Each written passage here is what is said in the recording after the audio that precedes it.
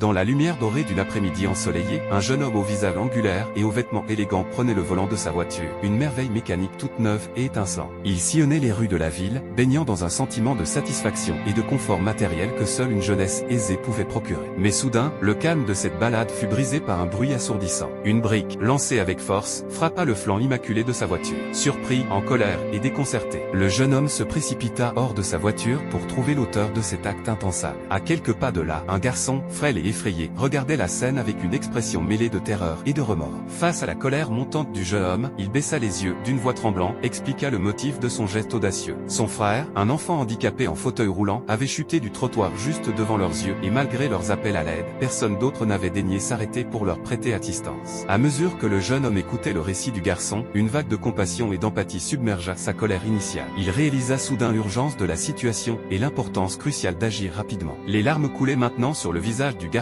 alors qu'il désignait du doigt l'endroit où son frère gisait, vulnérable et blessé. Avec une détermination renouvelée, le jeune homme se précipita vers eux, laissant derrière lui sa voiture endommagée. S'agenouillant aux côtés du frère tombé, le jeune homme prit délicatement son corps et le souleva avec précaution, le replaçant soigneusement dans son fauteuil roulant. Malgré la frustration palpable de voir sa voiture chérie abîmée, une nouvelle priorité avait pris le dessus, aider ces jeunes garçons dans le besoin. Une fois la situation stabilisée et les garçons en sécurité, le jeune homme resta un moment contemplant la scène devant lui. La bosse sur le flanc de sa voiture lui rappelait désormais bien plus qu'un simple dommage matériel. C'était devenu un symbole tangible de la manière dont la vie peut nous surprendre.